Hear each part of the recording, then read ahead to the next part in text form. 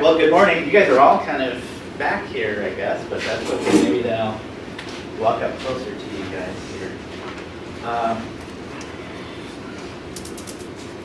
Well, it was kind of a crazy week last week. We missing some classes, so we are going to kind of get back in the swing of things. We're doing 3 different presentations today, so there are 2 others that you'll be responsible for. We're videoing them, and so we'll put them online for you to watch. So what we have due this week then is getting going in your project teams. Did you get a chance to look at what project you have been assigned? Hopefully that works out okay,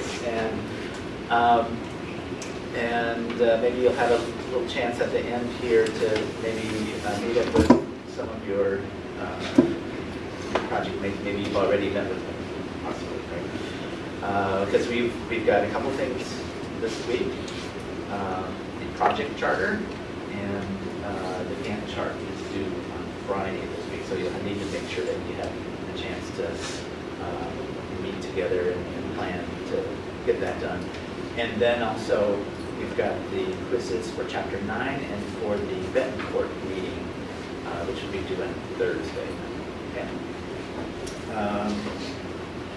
All right, so what I'm going to talk about is kind of how do you get going with this project, okay? And so the idea is to look at a certain kind of approach, an ethnographic approach.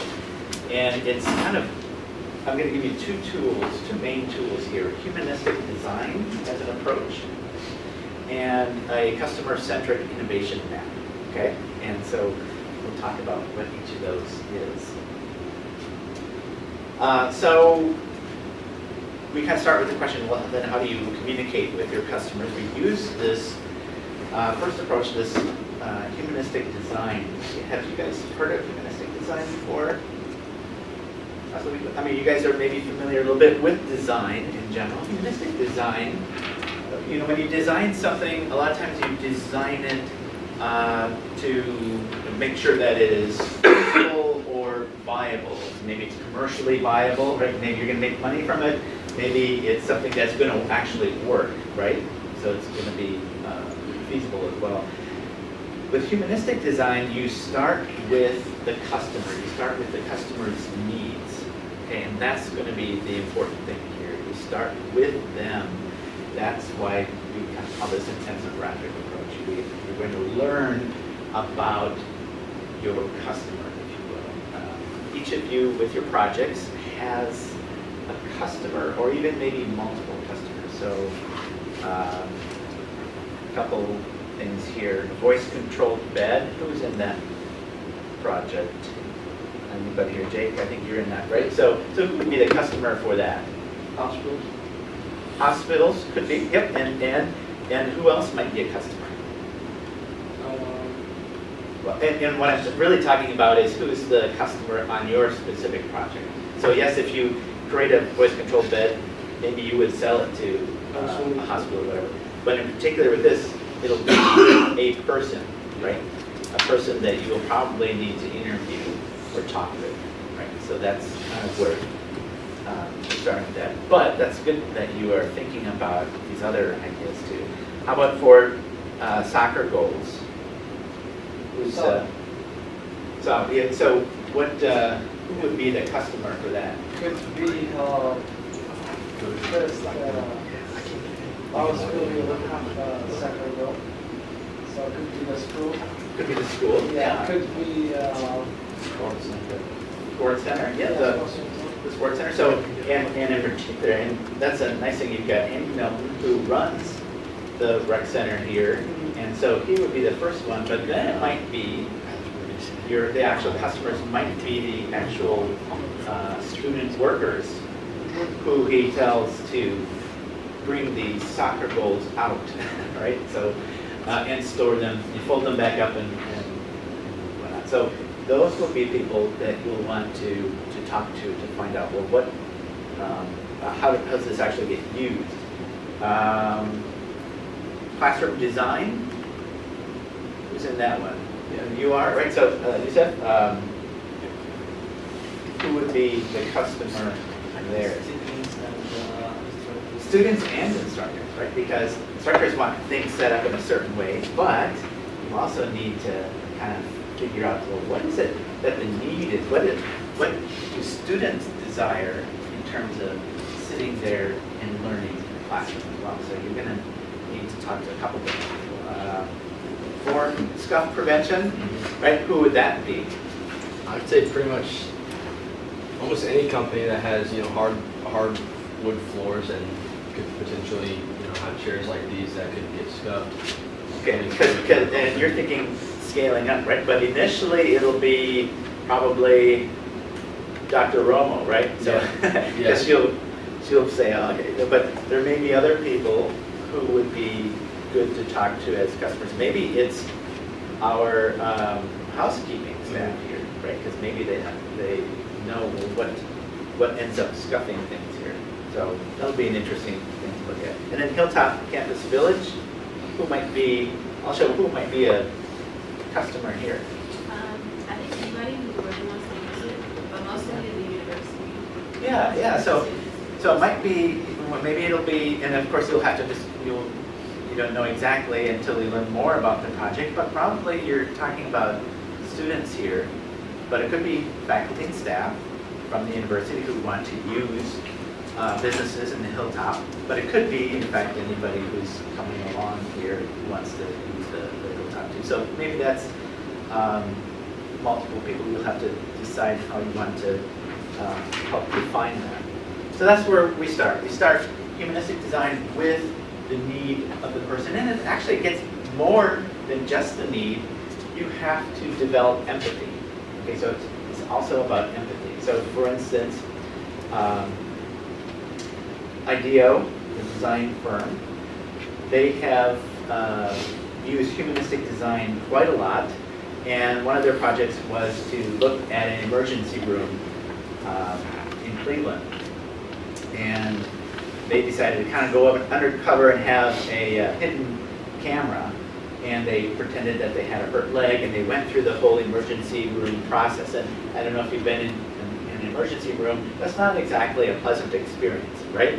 You're sitting there doing lots of waiting, probably have lots of questions about what's going on, and then you end up getting put into some kind of room, which is really just a curtain. And you hear all these sounds around you, and sometimes they're not very pleasant sounds because there's lots of people in the emergency room that have problems, right? And so they videoed this and kind of walked through the life. They were trying to be empathetic with the person that's going through this process, just like you guys did with your disability simulation on Tuesday, right? You were trying to have some empathy for people in that situation. So the idea then is you take that and you take that information and you go from there and you start down the design process. And so we're going to talk more throughout the semester about this design process. This is just one design process. This is really IDEO's design process. It starts with inspiration, this idea of what is the problem, or from my neck of the woods, what is the opportunity, right? The opportunity to help create a solution, right? The inspiration is where that opportunity starts in terms of how you might come up with some kind of solution. But we don't get to the solution until way later, right? We go through an ideation process, and we'll have a class in here talking about how you brainstorm in your team, and implementation is about doing quick prototyping, and we'll be doing prototyping and eventually setting up an actual solution for your particular project. Okay? But today, we're going to focus on the inspiration part, how might you design. So that sort of assumes that there is some kind of solution or value that you can create for someone when there is a problem. And each of your projects has some kind of problem or opportunity that you're going to develop on. Okay. So let's talk about a couple skills or things that you will be focusing on in this inspiration part of the design process. One is observation. this is an easy way to start with things. You observe what's going on. Sometimes in the class, I'll take students on an observation walk, so an opportunity walk, we call it. Okay, we go outside, and the idea is you look around and you observe and you write down where somebody has created an opportunity. And in my world, it's how has somebody been entrepreneurial? How has someone created a business opportunity? So actually, let's just take a minute in this classroom to just look around, and I want you to think of what you see as what somebody has created as an opportunity. Let me give you an example. The chair. Somebody realized that we have a need in a classroom for people to sit down and rest, because sometimes it's hard to just stand the whole time. Although as professors, we end up standing the whole time, right? But that's an opportunity, right? Somebody has a company, right? This is probably Han, who has made these chairs to serve a particular customer need. Right? And the customer in this case is our students and the university who has purchased these. So just take a minute and look around the room and see what you can see as opportunities. And then I'm going to ask you for a couple examples.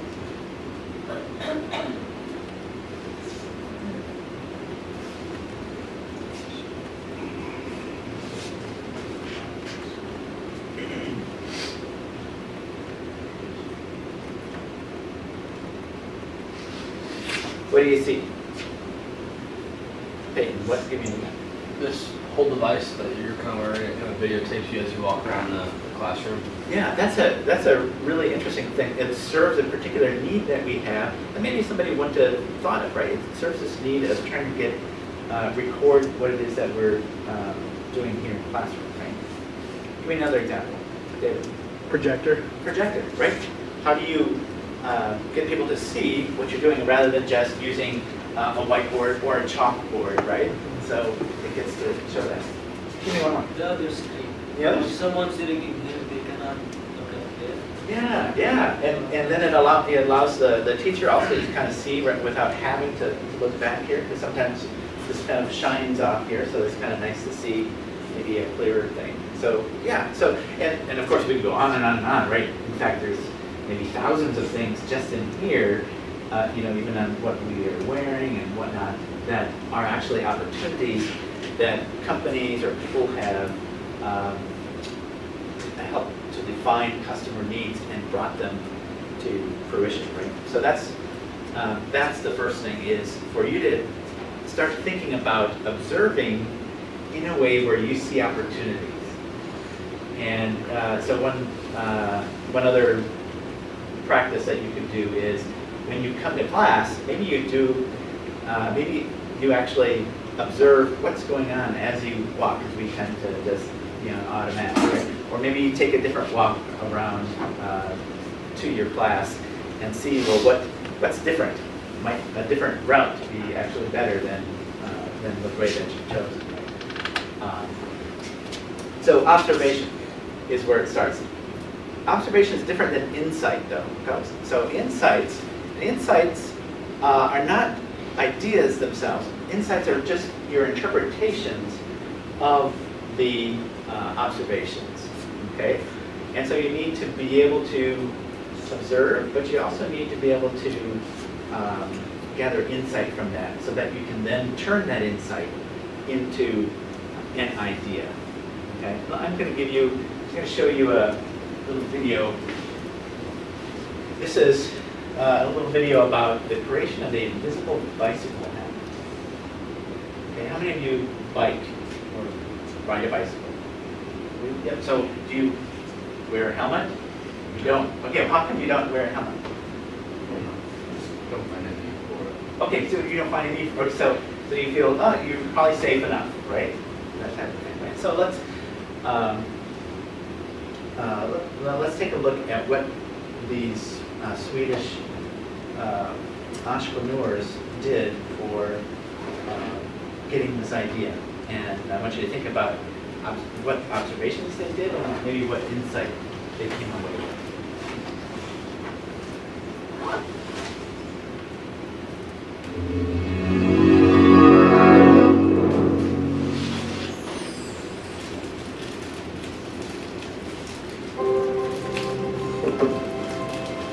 Vi ska rädda världen. Det är fint att vara realist. En osynlig cykelhjälm är ju en symbol för det omöjliga. Vår professor, det första han sa var faktiskt I have to sit down. I have to sit down. You're gonna be millionaires. Känslan av cykelhjälmen, så som jag minns den från när jag var liten, den är väldigt obehaglig. De är ju otroligt skrymmande och stora. Det är liksom den här svampen på huvudet. Hittar du på någonting som skulle kunna vara revolutionerande, så är det verkligen revolutionerande. För cykelhjälmsbranschen har sett likadan ut sedan den föddes. Vi kontaktade en professor i cyklistsällskap. Så laddade vi upp alla kända cykelolyckor som finns. Och iscensatte dem och samlade in rörelsemönstret från olyckor. Sen samlade vi in hundratals timmar med normal cykling. Och sen hittade en metod att skilja dem åt. Jättelätt. Tog bara 7 år. Det är på väg att hända väldigt mycket med cykeln i städerna. Bilar är lite dåtid och cyklarna är framtiden.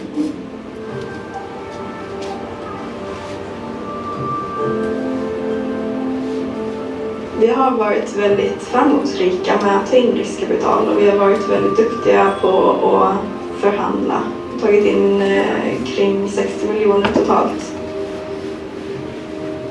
Sen är det väl många som har ifrågasatt hur man som tjej kan komma på någonting så pass tekniskt. En gång var det en man vi mötte som ville gärna berätta en historia om att kvinnor inte kan vara chefer. Sätt in en tupp i hönsgården så blir det ordning. Allt som folk säger till oss är omöjligt provocerar oss att bevisa motsatsen.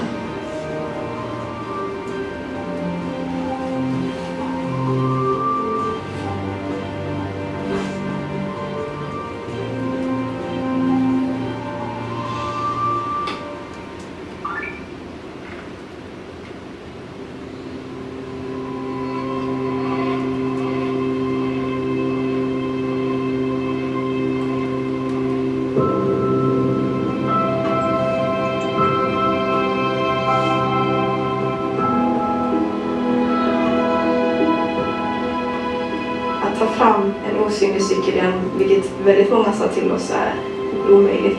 Att göra det är ju liksom ett bevis på att man kan klara det mesta. So kind of cool, isn't it, how that works? So what?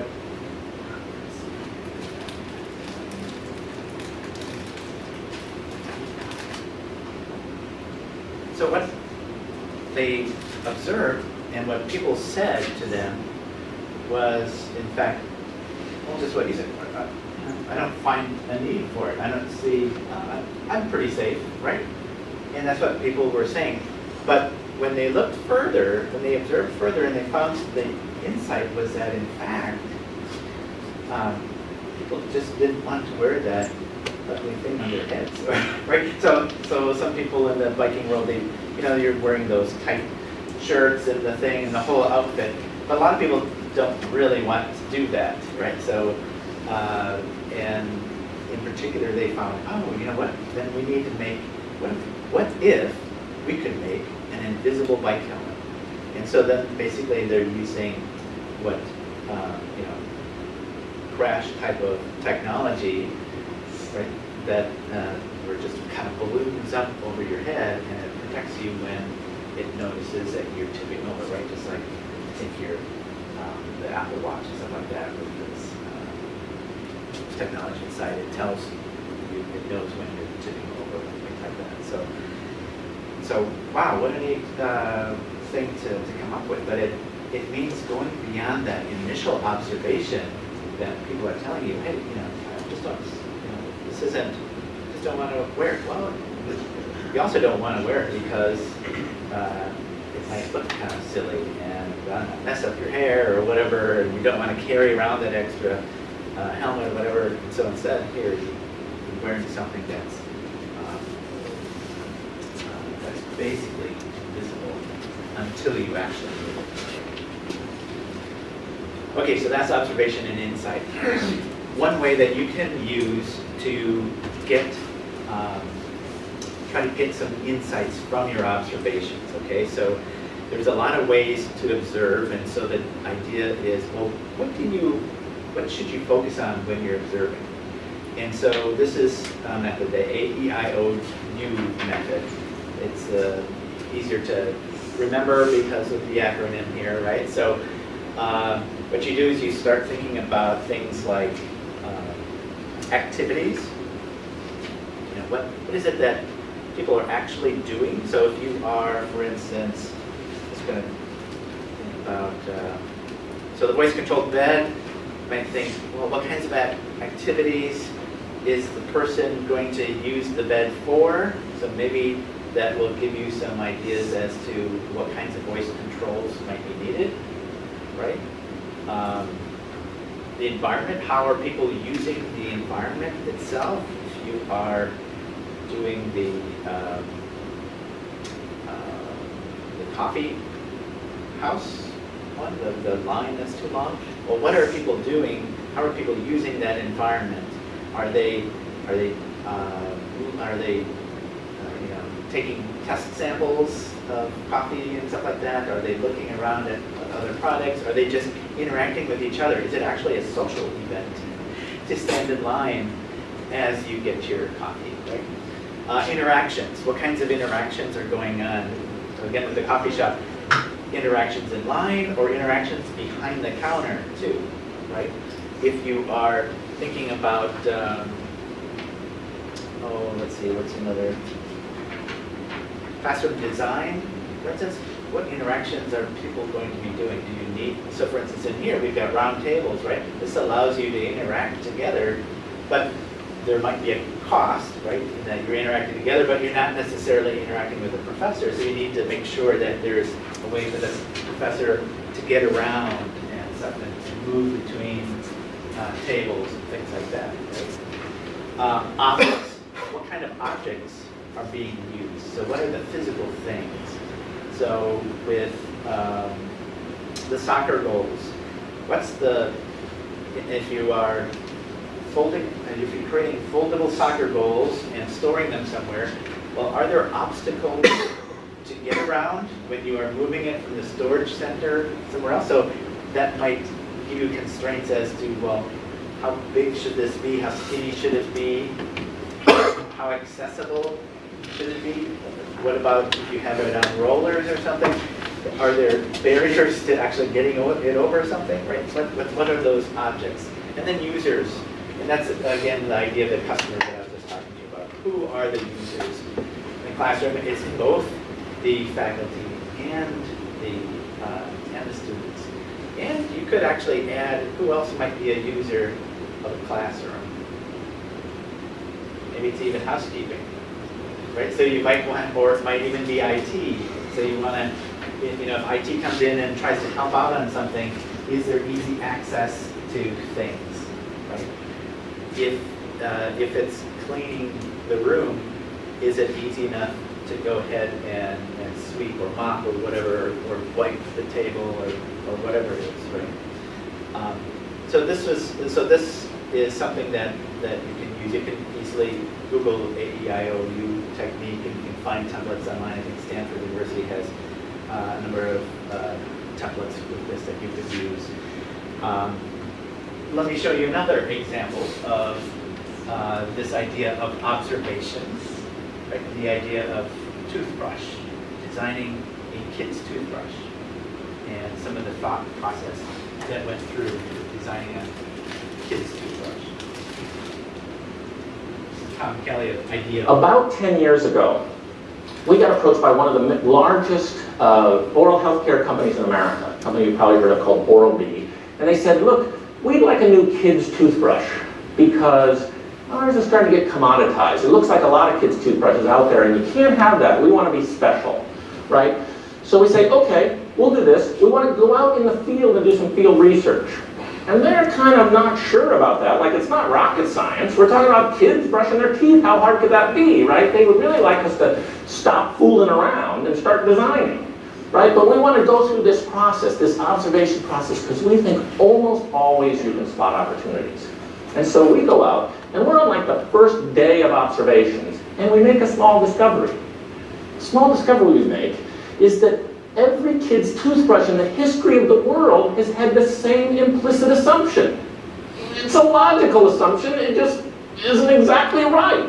Which is, the assumption always was, parents have big hands, kids have small hands, and so when you want to make the kid's version, make it like the parents' brush, only smaller and skinnier.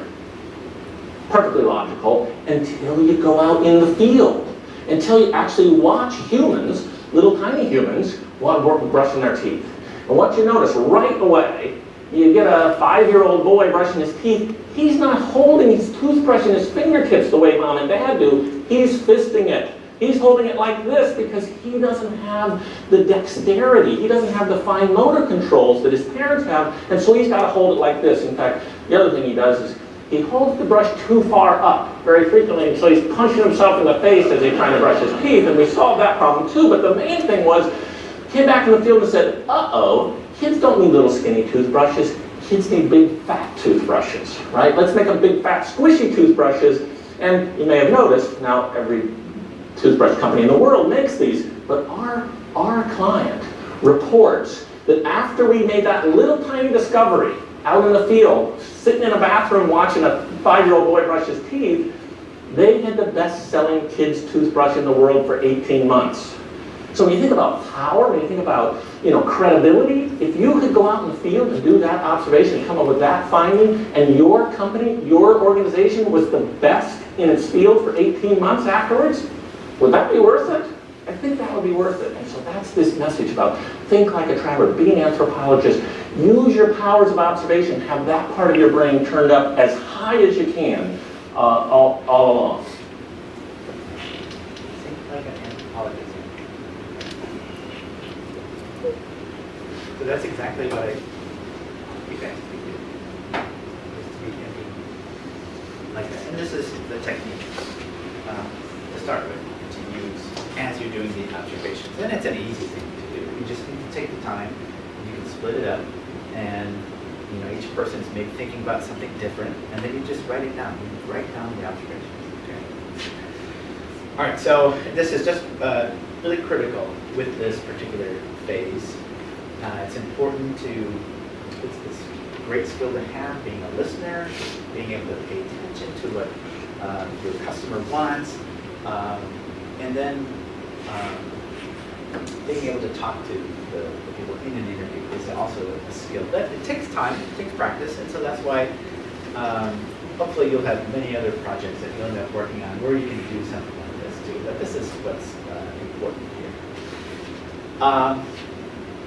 Okay, so let's talk about an interview as well, because that's what you might also do. So it's observing, but it's also maybe talking to those customers. So what are you going to do? You're going to want to determine who do you want to talk to, and maybe it starts with these different users. Start with somebody first, and with each person that you interview, maybe you ask them, who else should I be talking to? That would be something good. Maybe draft some general questions that you might start with. And then ask follow-ups, okay? But keep it conversational. You don't want to be robotic in your things and ask, when you write down a question, sometimes it doesn't come across the way that you would actually say it in conversation, right? So keep the tone conversational when you are talking to people, but just remember how you might follow up. So here's an example about what you might do to introduce yourself to somebody who you want to interview. So here it says, hello, I am Antonia, part of the student project team at St. Ambrose University in Davenport, Iowa. I was referred to you by Dr. Prosai, so Dr. Sansom or Dr. Rommel, professor of engineering at St. Ambrose. We're interested in talking to you about your need of, and then you state it, maybe it's need of optimizing the line of the coffee shop here. We would like to start by setting up an interview where we can find out more about your needs. And then you could also say, and if you have somebody who you think we should be interviewing, let me know. You just start with something as simple as that, right? And that maybe that's in an email also. Maybe it's how you craft an email.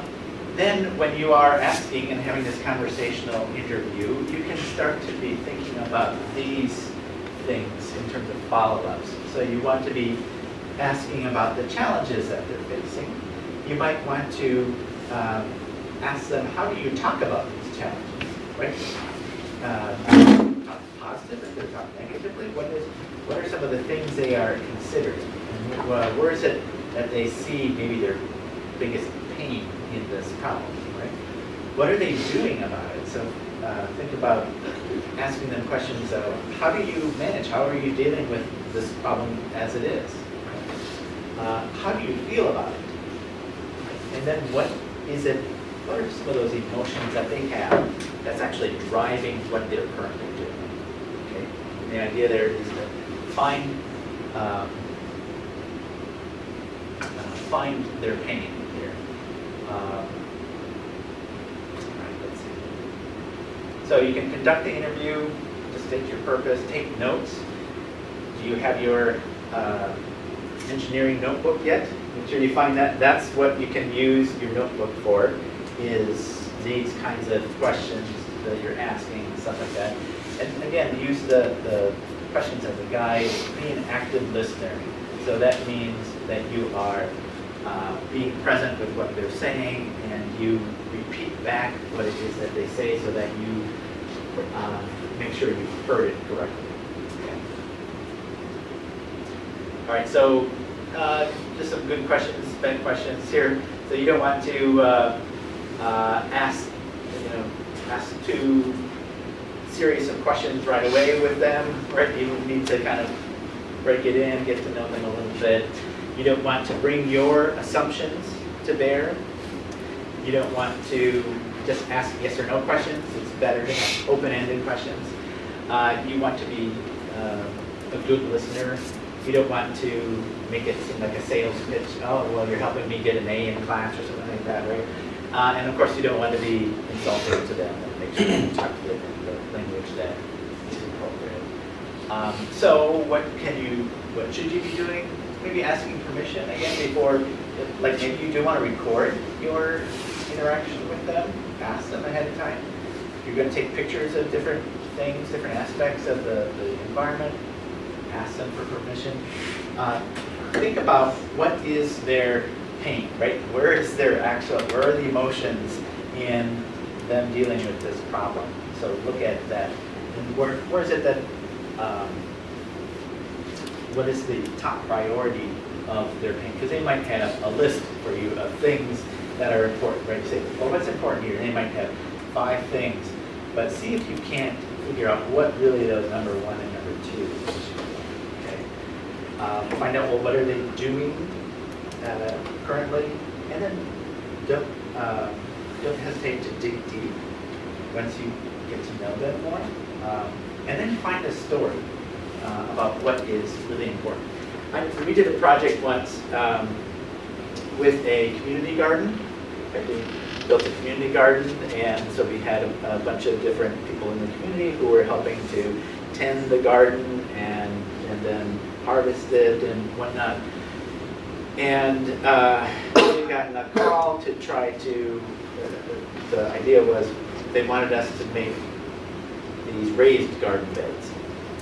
And we were saying, okay, well that might be good. If you garden with a raised garden bed, it's nice because you can either stand or you can sit while you're doing it instead of having to bend over and whatnot with the garden.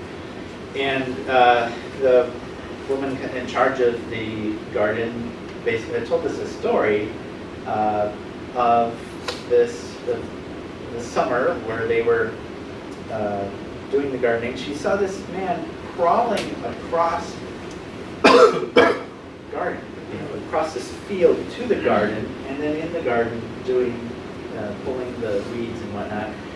And she was like, what are you doing? What's going on here? And this was a person who was in a wheelchair, but had to park their wheelchair far away because they couldn't get their wheelchair up to the garden. And so that was a story that stuck out that really, I think, gave us an idea as to what is that pain that we're trying to solve here. And it is getting that access to that raised bed. Not just that, so it's not just creating and building the raised beds, which we did. We built the raised beds, and you had to make them the right size so that if you have a wheelchair, you can actually use it, because if it's too high, you still can't use it, right? So you had to make it the right size. And then we had to create a road, too, to access the raised bed there. So you had to think of all those different things, and it was that story that was really driving what we were thinking. And so with your projects, if you can find that story, that can really be something that helps clarify what you're trying to do. What you're trying to accomplish. After the interview, of course, look at your notes, look for different themes, use reflection, practice reflection. We're going to have a class talking about reflecting in your journal. Consider how maybe you could have done something different or asked something different. And you can always follow up with emails with your clients here. This is another thing that you could do after your interview as well, which is use the empathy map. Okay? Again, this is something you can find online. What you might want to do is start with the problem statement. So in fact, let me ask you, Saud or Yusuf, for soccer goals, what would be the problem statement here? So a stakeholder, let's say the stakeholder is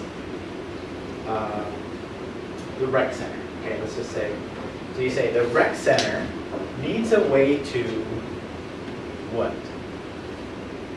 They need a way to store the soccer goals. Okay? They need a way to store the soccer goals because, and I'm just going to put in something here, because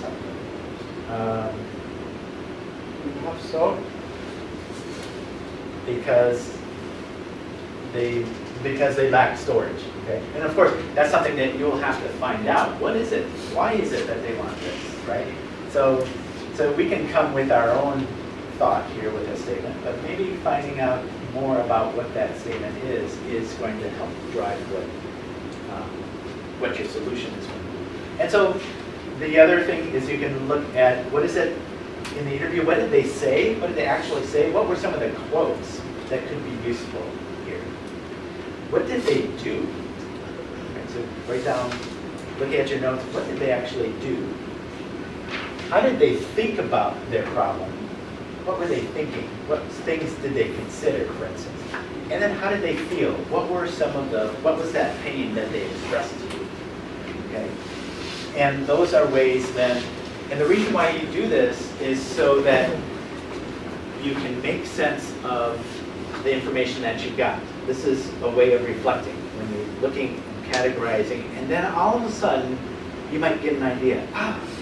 This is the way that we should go with this. This is the key. This is the thing that's going to help the pain, right? This is the key to the project. So this is, again, another way of being empathetic with your customer for your project. Okay. Now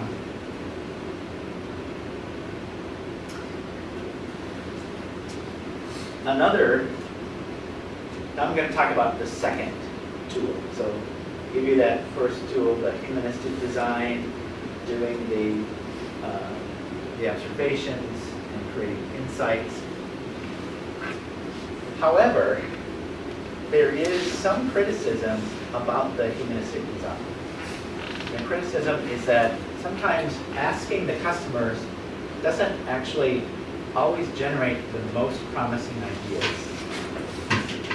Okay? So think about Apple, for instance. Right? Does Apple go out and ask their customers what they need? No, they design something, they come up with something, and then people realize, oh, you know what? I actually did need an iPad, right? Or my iPhone, Well, my iPhone is actually my life, right? So it's not just, so by asking a customer, the customer doesn't always have all the answers. And so the idea is, well, how do you get the most creative ideas or try to expand on those insights? And so, so I'm not saying you shouldn't do what I just talked about. You should do all of that, but then you should maybe do this customer centered innovation map as well to get as many ideas. And so the idea here starts with that customers are, that people hire products or services to get something done, to get a job done. Okay, and this is from your read, or the Bettencourt read. And so, for instance, a surgeon hires a scalpel to do surgery, right? You hire a car to get to the airport. For instance. We all hire things to get a job done. And by using this this map that this process requires, is that you break things down and you are able to find more innovative ideas. Okay, so I will. So let's go through each of these steps. So every job to be done has these number of steps involved. Okay, and if we start with the first one, so customers really they want to determine, well, when they use your product or your service that you created, they are looking at their goals and how they're going to use it, right? So an example is for Weight Watchers. Weight Watchers has a service of how you lose weight and stuff, and so they create this plan of assigning points for each meal. And so it's easier to track what it is that you're eating, and those points are related to the nutritional value and how many calories that you have, so it's not so hard to actually follow. So the idea is, what you can do with this step is simplify planning. So for instance, with the coffee shop has this line out the door, right? And so that's their problem. People might wait in line too long. So what might you do to simplify that, simplify the planning? When people are looking to use the coffee shop and they see this line, what might simplify it? What does Disney do for lines, for instance? Yeah, Fast Pass. Okay, so they use, so Fast Pass, so they have a way to check on when you can actually use it. But they also, if you are waiting in line, you're already in line, what do? They've got these things that say how long that wait is going to be, right? So maybe wouldn't it be helpful to the customer if you saw that line and there was a sign there that said 5 minutes, right? Because we have like 10 minutes in between classes, and maybe you've already come from Hayes Hall and you're going into the Beehive, and you're thinking, I'm going to get a drink beforehand, and if that line is past the 5 minutes and you've got 5 minutes, you're going to go, I'll have to come back. Or you talk to somebody in line and ask them to order for you, right? So maybe that's what you'll do. So that could be something that just simplifies the planning for the customers of that coffee shop. Right? Second is locating. So customers need to gather information before they can do the job, right? So this is the second step. So U-Haul, for instance, they create these pre-made packets for someone who is going to load up their belongings and whatnot. And so I was thinking, well, maybe like the Hilltop, right? When you're thinking about the idea of creating this safe and attractive path to the businesses of the Hilltop, maybe you could have, maybe you develop a map with coupons and stuff. So you kind of pre-make what it is that you have, and you basically make it easier for people who are going to hire that path to get the job done, that they have something that's easy to locate the places that they want to go to, easy to locate the actual components that they might use when they're there. Third, preparing. Okay, so setting up the environment to do the job, right? So Bosch, if it's saw here, they have preset things on here for certain kinds of cuts, just to make it easy for the person who's using the saw to get a job done, right? So for the classroom desk configuration, is there something that you could create that has some pre-made plans? Maybe it's, for instance, if you're going to create a room with tables like this, and you have 4 chairs around, well, what if you have just enough people to have teams of 3? Is there some kind of pre-made plan that this could switch into some other configuration? And it could be something that would be easily used by the professor, or maybe easily understood by the students, right? Because it's hard for the professor, I would say, all right, get into your teams, right? And then everybody has to get up. If there's some kind of pre-made configuration that would be easy for students to actually respond to, that might be helpful, right? Confirm. So in the hiring of the product to get something done, verify that they're ready to perform the job, right? So what might that be? Well, maybe with scuff prevention, how would you know when the table is ready to perform the job of not scuffing the floor? What's that? Trial runs. Trial runs? Okay, well, that would be a way to test it. Yeah. What would be, think about, for instance, a toothbrush. How does a toothbrush tell you that it's ready to perform?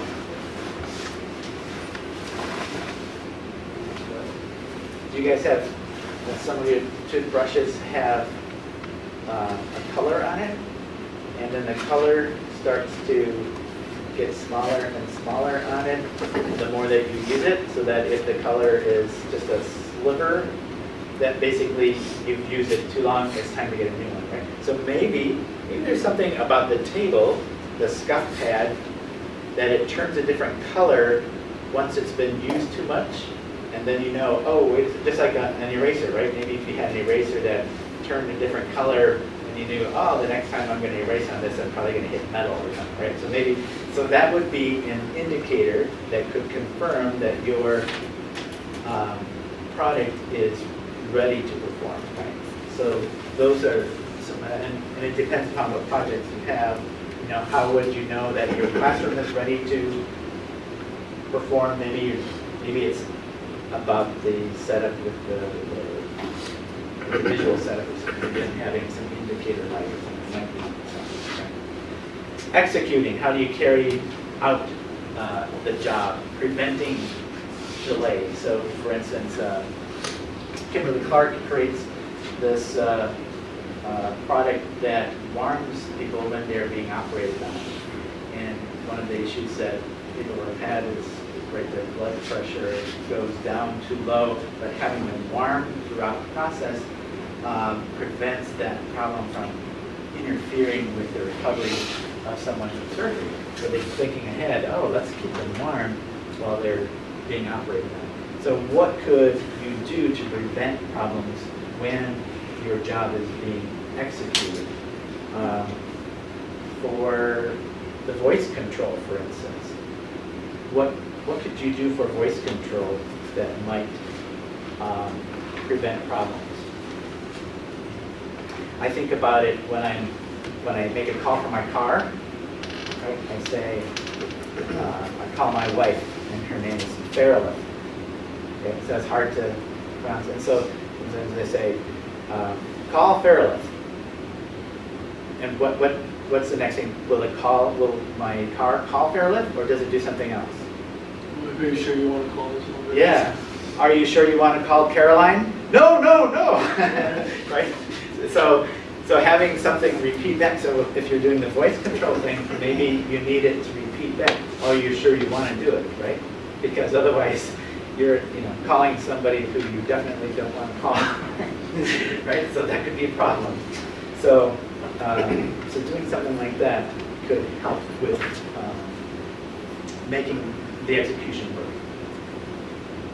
Monitoring, so assessing whether the job is being done, executed successfully, ongoing. So again, maybe for the voice control, maybe it's just a light that, when you are talking, maybe the light lights up as you're talking so that you know that you're talking loud enough, right? You might be talking over here, and then whatever it is that's trying to pick up the voice control isn't, so showing the actual wavelength of what you're saying. So that could be something that's monitoring. Modify. So how do you make sure that alterations that need to be made are dealt with? So Apple and Microsoft do a good job with this with the automatic updates now, right?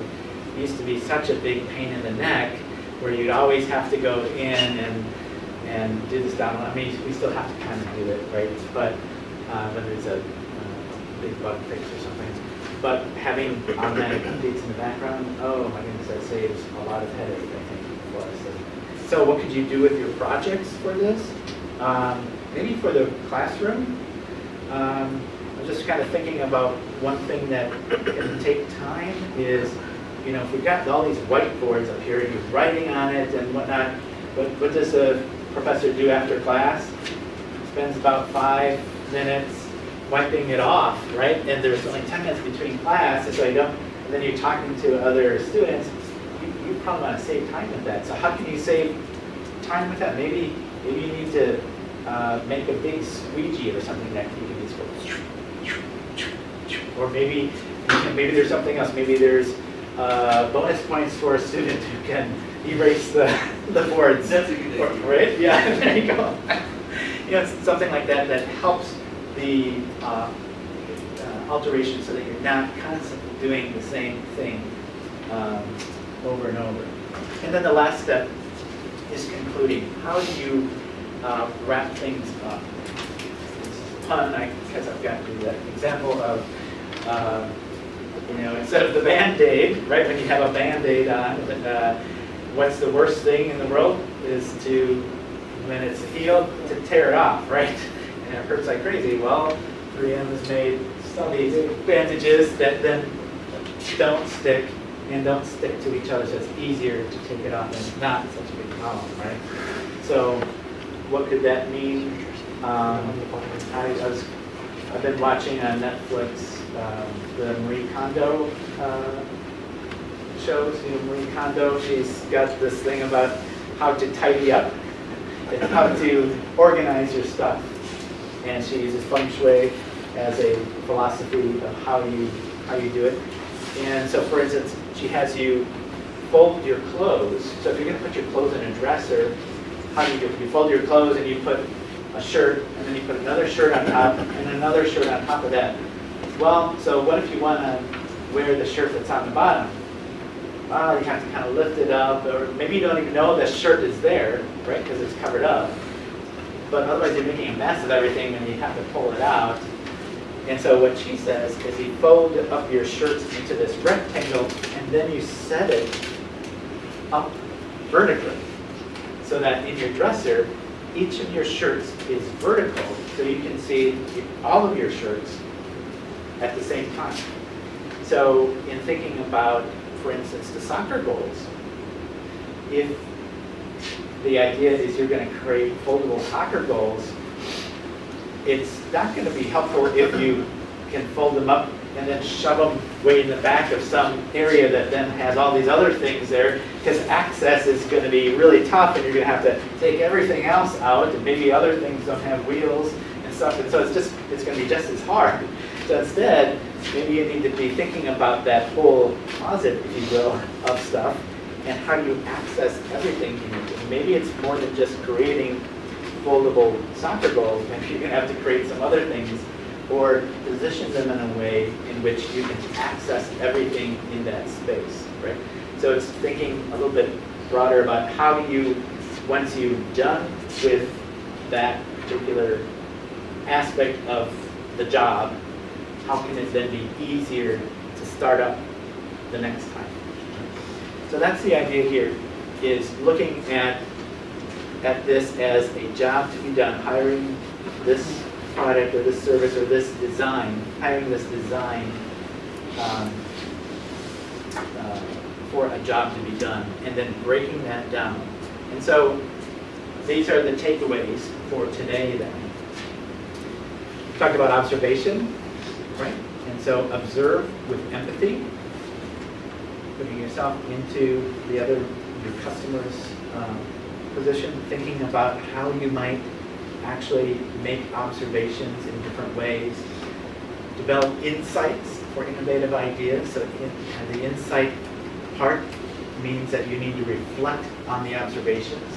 So using the empathy map might be a way to kind of collect and categorize everything that you have written down in your notes. Right? So you've got to make sure you're writing the stuff down when you're doing this. And then help customers at every step of the process. Okay? And that's the idea. That's kind of what I'm going to leave you with as the wisdom for today. Questions about what I've talked about? Can we give you some ideas for your projects, that ways that you might want to think about? Yes. So what do you think when you like start with like soccer goal? How it's big, how it's like because there are many different sizes and different material. So Okay, so what you're talking about is how big is that soccer goal going to be, and what kind of material, and okay, those are great. there are many different. You know what you're doing? You are actually thinking of potential questions that you could ask Andy Milton. So that's exactly what you should do. You should start to think about, well, what are your questions? And start just writing them down, and then look at the some of the ideas, the categories of observation, and think about, well, what is it? What else do we need to be asking? And it might be that you make a trip over there and talk to Andy, and